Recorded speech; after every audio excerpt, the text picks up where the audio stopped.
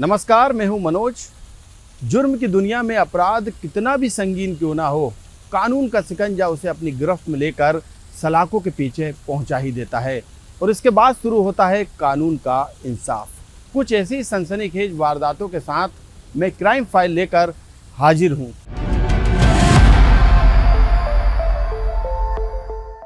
आज crime file के इस स्पेशल एपिसोड में हम बात बहुचर्चित ट्विशा शर्मा केस की करेंगे।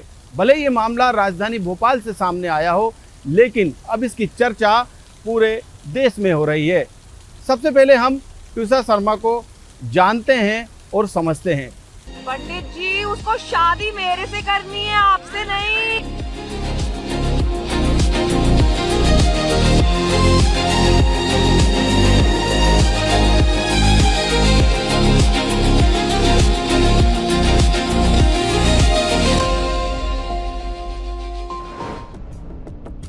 ये थी जिंदा दिल ट्विशा, जिसमें संवेदनाएं थी और सादगी भी, अनुशासन भी था और संस्कार भी।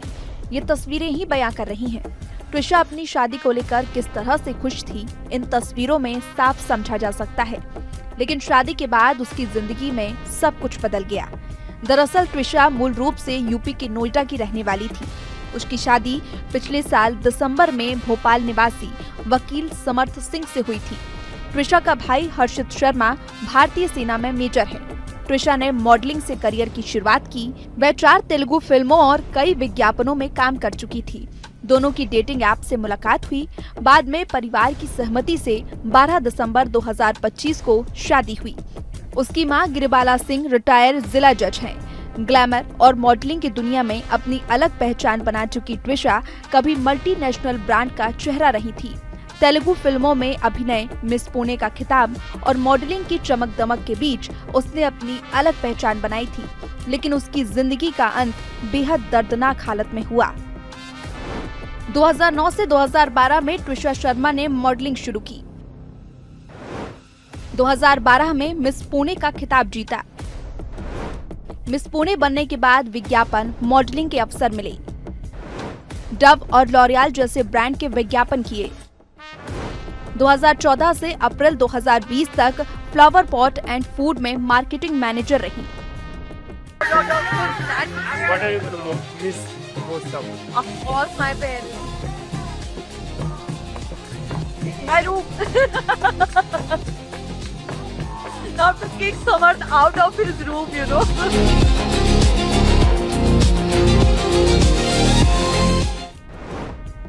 ट्विशा ने मॉडलिंग की दुनिया में आने के बाद कई नामी मल्टीनेशनल ब्रांड्स के लिए एड शूट किए थे।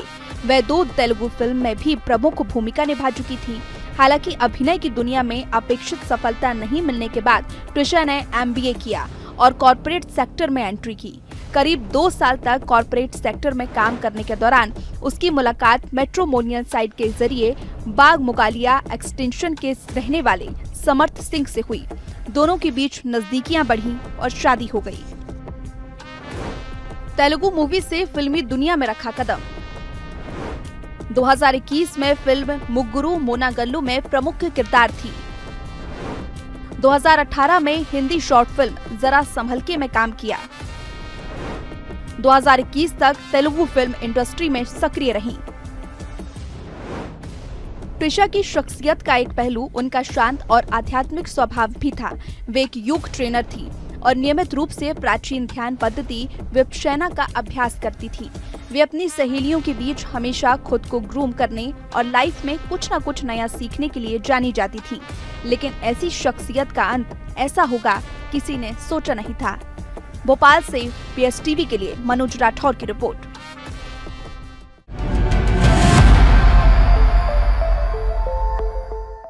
आपने अभी ट्विशा शर्मा की खुशियों को करीब से देखा, लेकिन अब हम आपको आगे उस खौफनाक मंजर को बताएंगे जो चीख चीख कर एक बेटी के लिए न्याय मांग रहा है। ट्विशा की जिंदगी के हर एक पहलू को आपने देखा। तस्वीरें इतनी खूबसूरत हैं कि यकीन नहीं होगा कि ट्विशा हमारे बीच नहीं है। लेकिन शादी के बाद उसकी जिंदगी में जो कुछ हुआ, उसने ट्विशा को परिवार से हमेशा के लिए छीन लिया। ट्विशा भोपाल में अपने घर की छत पर गई, फिर कभी वापस नहीं आई। ट्विशा को आखिरी बार उन सीसीटीवी फुटेज में ही देखा जा सकता है। संदिग्ध परिस्थितियों में हुई मौत के मामले में सीसीटीवी फुटेज भी सामने आए। मौत से पहले वह घर की छत पर जाती दिखाई दी। कुछ देर बाद उसके शव को 3 लोग नीचे लाते दिखे। मां से फोन पर बात करते हुए वह छत पर गई थी। फुटेज में वह रात के समय अकेले सीढ़ियां चढ़कर छत पर जाती दिखाई दी। 11 मई की शाम ट्विशा ब्यूटी पार्लर से घर लौटी थी। टीवी देखते समय उसकी मां का फोन आया। बात करते हुए वह छत पर चली गई। कुछ देर बाद कॉल डिस्कनेक्ट हो गया।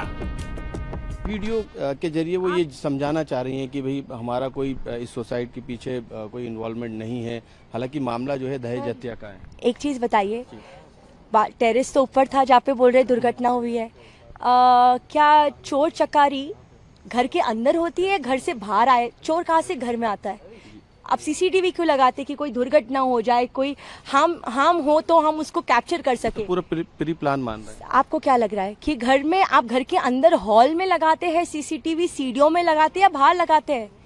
कहाँ लगाते हैं सीसीटीवी कैमरा? तो अंदर क्यों लगा और सीपीआर उधर ही क्यों कर रहे? टेरेस में क्यों नहीं है सीसीटीवी कैमरा? इलाज का भी बात की थी कि इलाज भी चल रहा था ट्विशा का, उसका काउंसलिंग करा रहा। जिसके लिए उन्होंने ही उसको बोला और उसको जिद करके लेके जा रही, किस बात का? उस हॉस्पिटल में जिधर उनकी बहन काम करती है, अब उसी हॉस्पिटल में उसका ट्रीटमेंट। मुझे कुछ इस चीज पे, और वो दवाई नहीं खा रही थी, ये इनको खिलवा, वो खाया भी नहीं उन्होंने, रिपोर्ट में आ जाती है।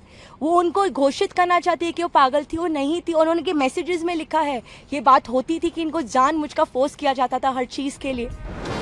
सीसीटीवी फुटेज में ट्विशा शाम 7:20 पर सीढ़ियों से ऊपर जाती दिखी।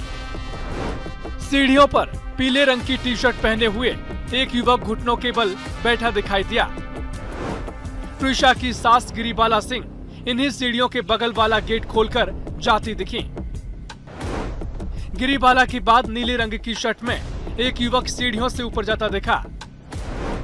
3 युवक ट्विशा की बॉडी लेकर सीढ़ियों से नीचे उतरते दिखाई दिए। रात करीब 10:30 बजे ट्विशा के फांसी लगाने की बात कही जा रही है। परिवार ने सीसीटीवी फुटेज की टाइमिंग पर सवाल खड़े किए। गिरिबाला सिंह के घर के वायरल सीसीटीवी फुटेज पर भी सवाल खड़े किए गए।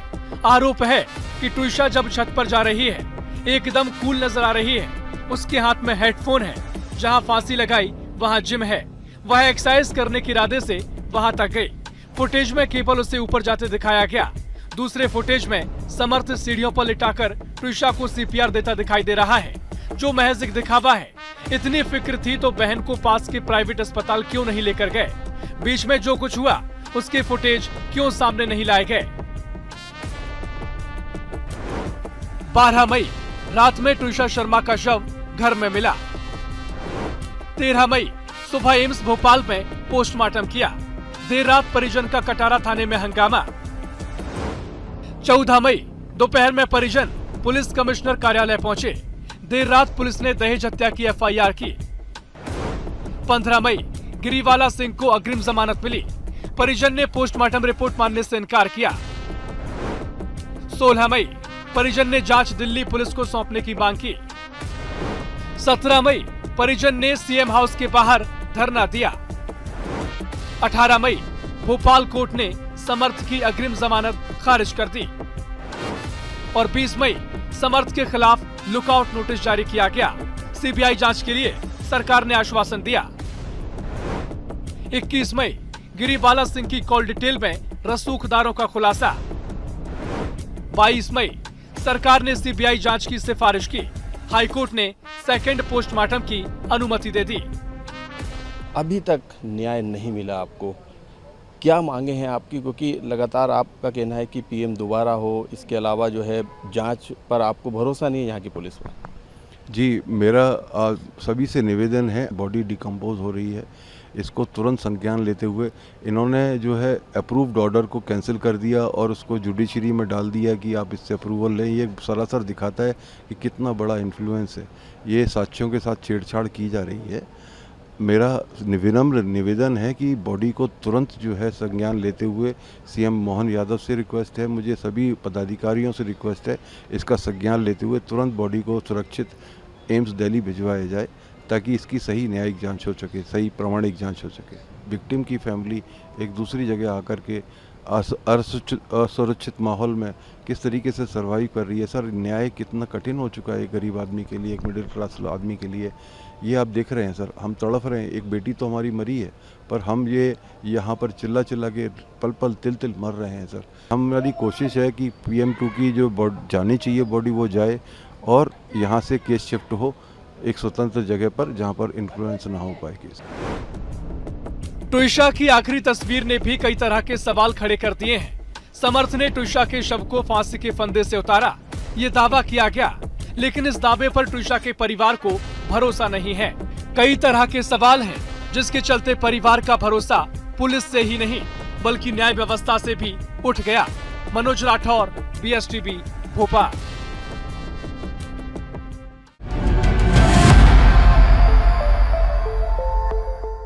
इस पूरे मामले में ट्विशा शर्मा को न्याय दिलाने के लिए परिवार ने कोई कोर कसर नहीं छोड़ी। पुलिस कार्यालयों से लेकर कोर्ट के चक्कर काटे, लेकिन कहते हैं कि जब सिस्टम ही मिला हो तो न्याय की उम्मीद किससे की जाए। ट्विशा केस में लापरवाही, जांच पर उठे सवाल, एम्स की भूमिका पर भी संदेह, न्याय व्यवस्था पर भरोसा नहीं। ट्विशा केस में शुरू से आखिर तक लापरवाही देखने को मिली। FIR दर्ज में लेट लतीफी की गई, SIT बनाकर खाना पूर्ति कर दी गई और अग्रिम बिल देकर न्याय व्यवस्था पर भी सवाल उठने लगे। इतना ही नहीं, एम्स के सिस्टम पर भी सवाल खड़े किए गए। हर तरफ दबाव और सिस्टम की अनदेखी देखी गई। ट्विशा के परिजन जब सड़क पर उतरे और उनका साथ रिटायर्ड फौजियों ने दिया, इसके अलावा सोशल मीडिया पर भी जब न्याय की मांग उठने लगी, तब जाकर प्रशासन हरकत में आया और हर संभव मदद करने की बात कही। इस मामले में सबसे पहले पुलिस की लापरवाही की बात कर लेते हैं। पुलिस की 5 बड़ी चूक सामने आई, जिसके चलते मुख्य आरोपी समर्थ सिंह समय पर गिरफ्तार नहीं हो सका। पुलिस की कार्यप्रणाली पर सवाल उठे तो आरोपी की तलाश में 6 टीमें लगा दी गयी। जांच के लिए SIT गठित कर दी गई। लुकआउट नोटिस भी जारी किया गया, लेकिन ये सब परिवार के संघर्ष के बाद संभव हो सका। पुलिस ने आरोपी समर्थ सिंह पर घोषित इनाम राशि 10,000 से बढ़ाकर 30,000 रुपए कर दी। भोपाल एम्स की शॉर्ट पोस्टमार्टम रिपोर्ट घटना के 24 घंटे के भीतर पुलिस को मिल गई।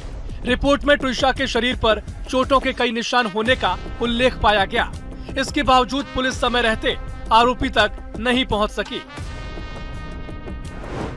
मल्टीपल चोटों के निशान के बावजूद FIR दर्ज में 36 घंटे का समय लगा। प्राइम सस्पेक्ट समर्थ सिंह को हिरासत में नहीं लिया। फांसी वाले बेल्ट को जांच अधिकारी एम्स लेकर नहीं पहुंचे। गिरिबाला सिंह की जमानत का विरोध नहीं किया। पीड़ित पक्ष को धमकी मिलने के बाद भी सुरक्षा नहीं दी। बॉडी के प्रिजर्व करने की कोई व्यवस्था नहीं की। पुलिस की थ्योरी है वो क्या समझ में आ रही है, क्या लापरवाही है जो कोर्ट में भी? सर, थ्योरी अभी दूर की बात है। बेसिक इन्वेस्टिगेशन जो इन्वेस्टिगेटिंग एजेंसी को सही से करनी थी उन्होंने नहीं करी, और उन्होंने, ये हम नहीं कह रहे, उन्हीं के इन्वेस्टिगेटिंग एजेंसी के ऑफिसर कह रहे हैं, कमिश्नर साहब कह रहे हैं कि IO से गलती हुई है, उसने लिगेचर नहीं दिया। पुलिस ने कोई ऐसा कारण नहीं बताया न्यायालय को कि क्यों डिले हुआ, क्या कारण थे। ऐसी कोई परिस्थिति नहीं बताई जो कहीं ना कहीं इस बात को दिखाती हैं कि पूरे इन्वेस्टिगेशन एक इन्फ्लुएंस में करा जा रहा है। चाहे एम्स हो, चाहे इन्वेस्टिगेटिंग एजेंसी हो, सब एक ऐसा रूपरेखा तैयार कर रहे हैं जिससे आरोपियों को हर संभव मदद एम्स के बारे में क्या कहेंगे, उसकी कहाँ पे गलती है? सर, एम्स की गलती है कि मान लिया इन्वेस्टिगेटिंग एजेंसी ने आपको लिगेचर नहीं दिया, आपने भी नहीं मांगा, और आप प्रेशर बना रहे कि बॉडी डिके हो रही है, आप इसको जाके भैया जलाइए, क्रिमिनेट करिए। लेकिन अभी तक सबसे बड़ा सवाल है, मध्य प्रदेश की पुलिस क्या इतनी कॉम्पिटेंट नहीं है कि एक आरोपी को पकड़ सके? और इसके विपरीत एक आरोपी जिनको एंटिसिपेटरी बेल मिली, वो किस तरीके की बातें कर रहे हैं मीडिया में आके। वो बच्ची कैसी प्रताड़ित हुआ घर पे होती होगी, वो उनके वीडियो से देखा जा सकता है। आपने ट्विशा के वकील को सुना, अब उनके पिता को सुनवाते हैं, जो न्याय के रक्षक को भक्षक करार दे रहे हैं। आप देख रहे हैं प्रेस रिलीज आ गया कि एम्स ने लाचारी दिखा दी, बॉडी डिकम्पोज हो रही है, हमारे पास साधन नहीं है। हम यही तो चिल्ला रहे थे, हम यही चिल्ला रहे थे कि जानबूझ करके डिले किया जा रहा है प्रोसेस को, परमिशंस को, ताकि बॉडी डिकम्पोज हो जाए। ये उस अपने मकसद में कामयाब हो गए हैं। इसलिए तो ये रक्षक, जो न्याय के रक्षक हैं, वो भक्षक बन चुके हैं। पुलिस की लापरवाही शुरू से ही सामने आई। थाना प्रभारी सुनील दुबे भी पोस्टमार्टम के समय मोर्चरी पहुंचे, लेकिन दिनेश द्वारा फंदा न लाने की बात को नजरअंदाज किया गया। जब परिजन केस का स्टेटस जानने के लिए थाने में पहुंचे तो उनसे बदसलूकी किए जाने के आरोप लगे। प्रारंभिक कार्रवाई में चूक करने और परिजन से बदसलूकी के आरोपों की शिकायत के बाद भी इन पर कार्रवाई तय नहीं की गई। इसके अलावा एम्स की लापरवाही का भी खुलासा हुआ। परिवार ने आरोप लगाया कि एम्स प्रबंधन बॉडी को ले जाने के लिए दबाव बना रहा था। आरोप ये भी था कि वहां के डॉक्टर गिरिबाला सिंह के संपर्क में थे। एम्स प्रबंधन की ओर से हालांकि इन आरोपों पर कुछ नहीं कहा गया। वहीं न्याय व्यवस्था पर भी सवाल खड़े हो रहे हैं। परिवार का कहना है कोर्ट ने गिरिबाला सिंह को जमानत दे दी है, उनके बेटे की खारिज कर दी। इसी पर परिवार ने आपत्ति ली। एमपी के सिस्टम पर सवाल, ट्विशा के परिवार को नहीं भरोसा। न्याय के लिए दर दर भटका परिवार, पुलिस से लेकर कोर्ट के काटे चक्कर। परिवार ने नहीं मानी हार, बेटी को न्याय दिलाने संघर्ष जारी। पुलिस की सारी कमियां बताई गई जिसको पुलिस ने एक्सेप्ट किया। एक आयोग के खिलाफ कमिश्नर साहब ने इंक्वायरी का आदेश भी दिया है। तो सारे सबूतों को नष्ट करने की बात, देर से सबूत प्रस्तुत करने की बात ये पुलिस ने कबूल की है। ट्विशा की मौत की प्रारंभिक जांच एसआई दिनेश शर्मा ने की थी। जिस रात ट्विशा ने फांसी लगाई, सबसे पहले घटनास्थल का निरीक्षण दिनेश ने किया। फंदे की जब्ती भी इन्होंने ही बनाई, लेकिन समय पर सीसीटीवी फुटेज जब्त नहीं किए गए। पोस्टमार्टम के दौरान फांसी का फंदा लेकर एम्स नहीं पहुंचे। तब से लगातार पुलिस की जांच पर सवाल खड़े हो रहे हैं। मनोज राठौर, BSTV, भोपाल।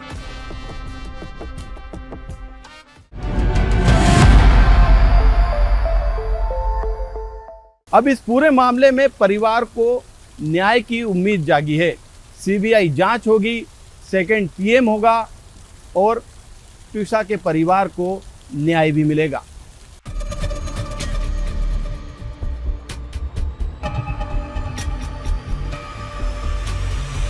मेरी बेटी को इंसाफ दिलाओ सर, कैसे भी मेरी बेटी को इंसाफ दिलाओ। भोपाल के चर्चित ट्विशा शर्मा मौत मामले में लगातार नए खुलासे सामने आ रहे हैं।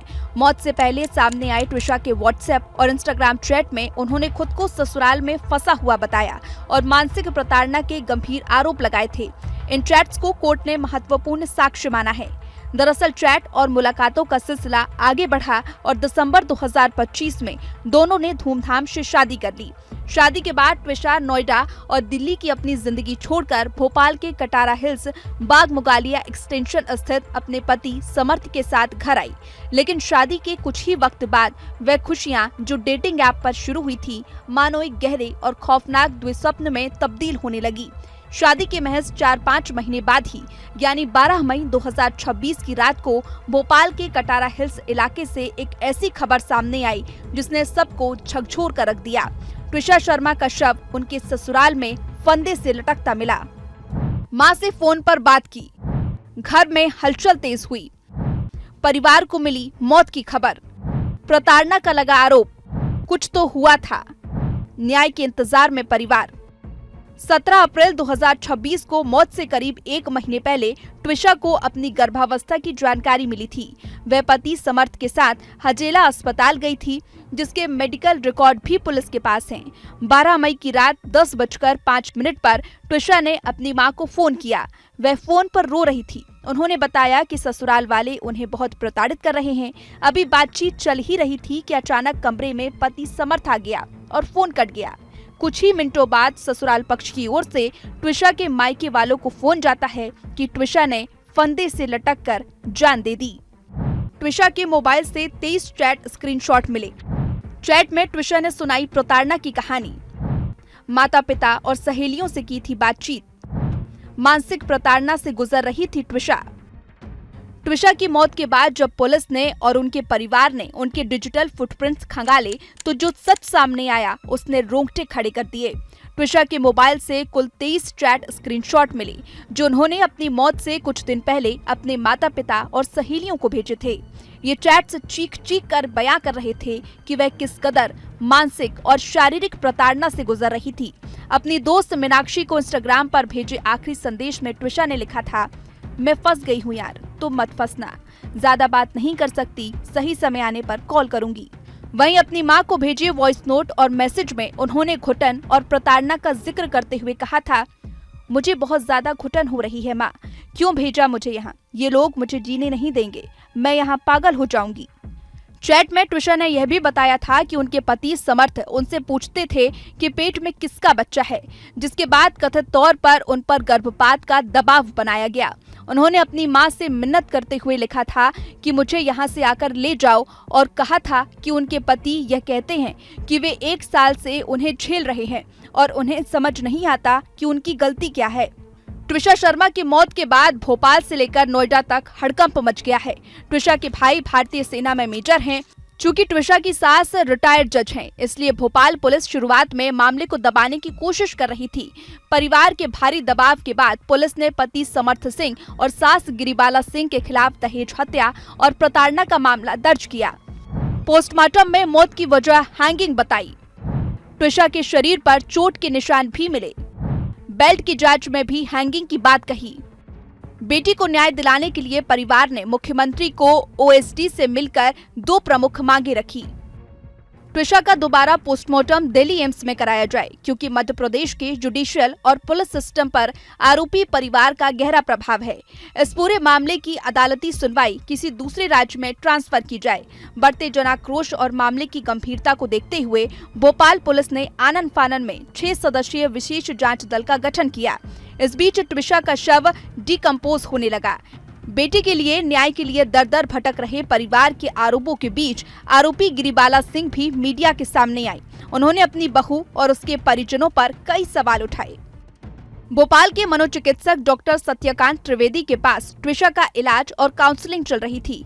आरोपी समर्थ के वकील ने कहा कि ट्विशा बेहद खर्चीली थी और दहेज का कोई मामला नहीं है, बल्कि ससुराल वाले उन्हें नियमित रूप से 5,000 से 50,000 रुपए तक ऑनलाइन ट्रांसफर करते थे, जिसके बैंक रिकॉर्ड कोर्ट में पेश किए गए। घटना वाले दिन भी ट्विशा पार्लर गई थी। उन्होंने अमेज़न से एक पार्सल मंगाया था, जो अब तक खुला नहीं है। हालांकि गिरिबाला और उनके वकील के आरोपों को ट्विशा के परिजनों ने सिरे से खारिज कर दिया है। ट्विशा शर्मा की मौत कैसे हुई, इससे अभी भी पर्दा नहीं उठा है। शुरुआती जांच में पुलिस आत्महत्या का मामला मान रही है। वहीं परिजनों का कहना है कि उसकी हत्या हुई है। ट्विशा की मौत के बाद गिरिबाला सिंह ने कई लोगों को फोन लगाए थे। कहा जा रहा है कि उनमें कई जज भी हैं। जांच के दौरान पूर्व जज गिरिबाला सिंह की कॉल डिटेल सामने आई हैं। ये कॉल डिटेल्स 12 से 13 मई की हैं। रिपोर्ट्स के अनुसार इनमें 46 ऐसे नंबर मिले हैं। इन नंबरों पर गिरिबाला सिंह ने फोन लगाए थे।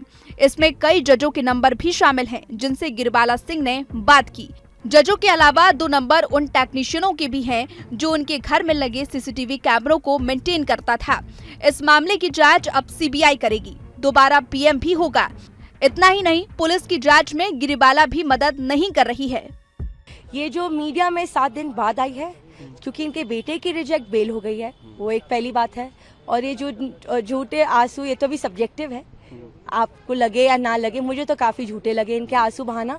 दूसरी चीज़, ये जो आरोप लगाए जा रहे हैं, एक डेड डिसीज पे जो आरोप लगाए जा रहे हैं, इससे इनकी सोच बाहर आती है कि कैसे इतने दिन तक शांत थी, पर अचानक से एक मौका नहीं छोड़ा। एक जो जिनकी मृत्यु हो गई उन पे आरोप लगाए जा रही है, घटिया आरोप, जिसके बेसलेस आरोप है, जिसकी रिपोर्ट्स भी है, जो कम्प्लीटली बोला जाता है कि बेसलेस आरोप है। वीडियो के जरिए वो ये समझाना चाह रही हैं कि भाई हमारा कोई इस सुसाइड के पीछे कोई इन्वॉल्वमेंट नहीं है, हालांकि मामला जो है दहेज हत्या का है। एक चीज़ बताइए, टेरेस तो ऊपर था जहाँ पे बोल रहे दुर्घटना हुई है, क्या चोर चकारी घर के अंदर होती है, घर से बाहर आए? चोर कहाँ से घर में आता है?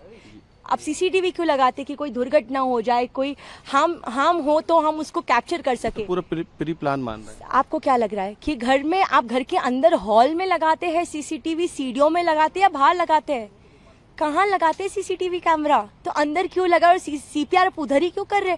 टेरेस में क्यों नहीं है सीसीटीवी कैमरा? इलाज का भी बात की थी कि इलाज भी चल रहा था ट्विशा का, उसका काउंसलिंग करा रहा है। जिसके लिए उन्होंने ही उसको बोला और उसको जिद करके लेके जा रही, किस बात का? उस हॉस्पिटल में जिधर उनकी बहन काम करती है, अब उसी हॉस्पिटल में उसका ट्रीटमेंट, मुझे कुछ इस चीज पे, और वो दवाई नहीं खा रही थी, ये इनको खिलवा, वो खाया भी नहीं उन्होंने, रिपोर्ट में आ जाती है।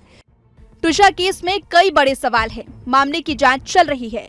सुसाइड है या फिर मर्डर, सभी एंगलों को देखा जा रहा है। लेकिन इन सब के बीच ट्विशा को न्याय कब मिलेगा, ये सबसे बड़ा सवाल बना हुआ है। भोपाल से BSTV के लिए मनोज राठौर की रिपोर्ट। ट्विशा शर्मा के लिए न्याय की लड़ाई आगे भी जारी रहेगी। फिलहाल क्राइम फाइल में आज बस इतना ही। आप रहें सतर्क और सावधान। मुझे दीजिए इजाजत।